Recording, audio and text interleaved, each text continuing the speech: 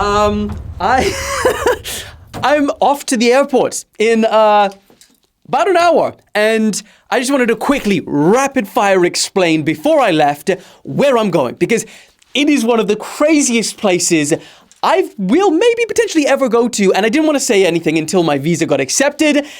It was accepted, and now I'm too late for it, okay? So let me rapid fire this. A few months ago, in August, North Korea shocked the world when they announced that they're going to be opening their borders for the first time after 5 years of being completely shut off from the world. And hearing this, and being someone that's always wanted to see North Korea myself, I announced on my TikTok that if I hit 1 million followers by the time they were supposed to open it in December, I will go to North Korea. And yes, I haven't hit 1 million subscribers on YouTube yet, but that's not really the point. Let's not focus on that. And I mean, come on, let's be honest. Going to North Korea alone, dangerous enough, let alone being someone that covers not only just news, geopolitical news, but talks about Kim Jong-un himself all the time. So I knew it was going to be a little bit of an extra risky one for me, but that was a risk I was willing to take. So I contacted a special tour agency. I told them to sign me up, asked them all the relevant questions, and they said, all right, buddy, we'll contact you when the borders are officially opened. Days passed.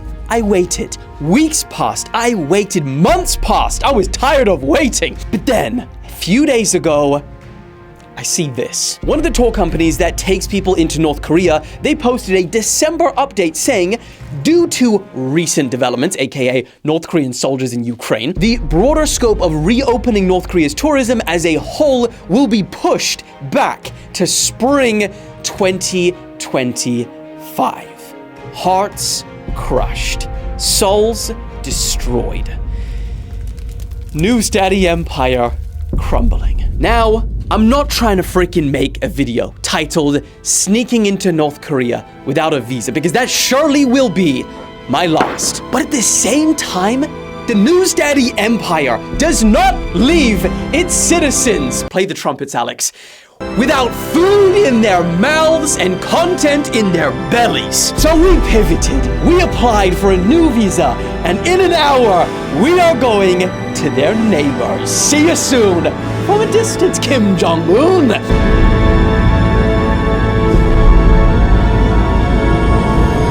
Now let me start off by saying that China, also a place that I've always wanted to go visit, right? Because very few people from countries like America or here in the UK actually visit China. And because of that, it's a little bit of a mystery, you know? And also as well, all the other places, you know, the things that connect the world and you get to see different countries, all of those things, Instagram, TikTok, YouTube, Google, all of them banned. So it is very much like not part of the West. But then TikTok came around and I started seeing videos like this.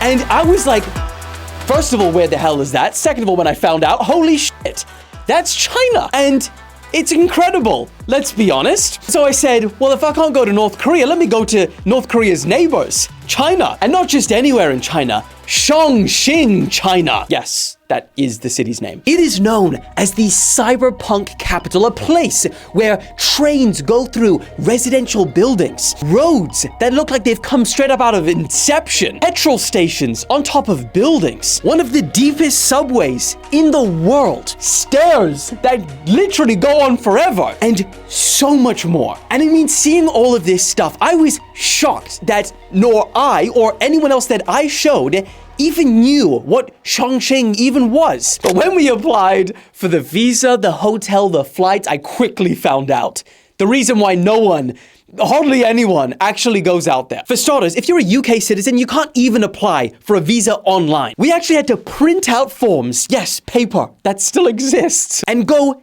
in person to apply. And to make matters worse, they only had 2 of these visa offices in the entire UK. And the closest one to us, 3 hours away in London. So for the 4 of us getting on the train and going up there, £600 just to apply. And to make it even more annoying, you had to book your flights and hotel before you apply for a visa. So you have to go for all of those little fancy upgrades. So they're refundable, right? The more expensive ones. Just in case your visa gets rejected, ejected, whatever. And honestly, if only you saw this visa, they asked for more information on this thing than for a tourist visa, than my 5-year visa for America.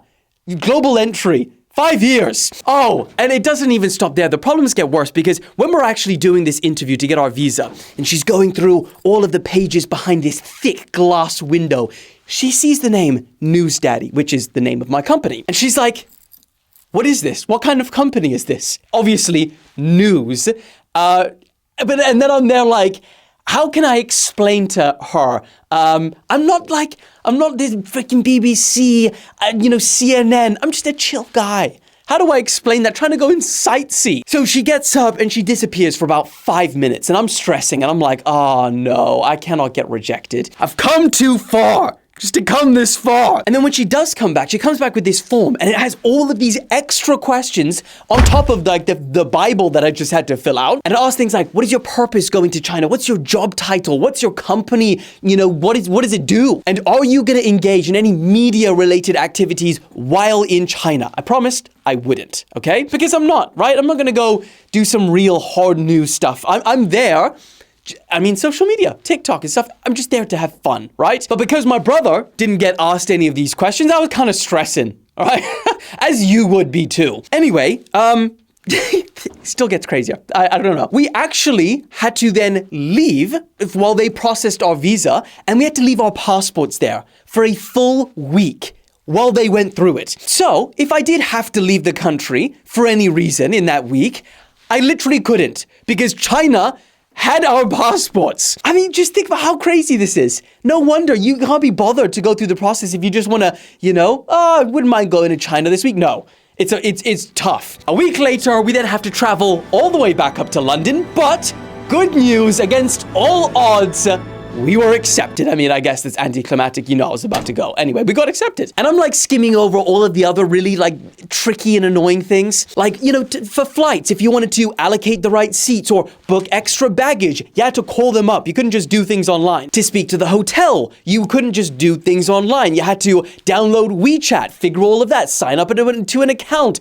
And it's all like made, and it's like kind of like sort of translated in English. Point is, annoying, tricky, and like small things added together, really annoying. But, okay, look, I know it is all gonna be highly worth it. Because first of all, check neighbors to Kim Jong-un. That's step one. We're gonna go look for the Chinese police geese. Yeah, you didn't know if that was the thing? That's the thing. We're gonna be going to abandoned train stations, rich people's houses, hotels, seeing what $1,000 can buy you in their biggest mall that's underground. Going to the world's largest public restroom. Yeah, they have that in Chongqing, China. It has over 1,000 toilets.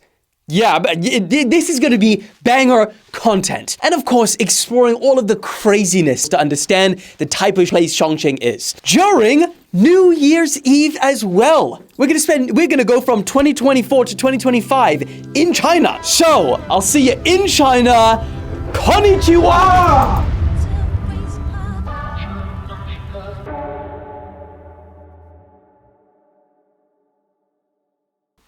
Is konnichiwa? I don't know.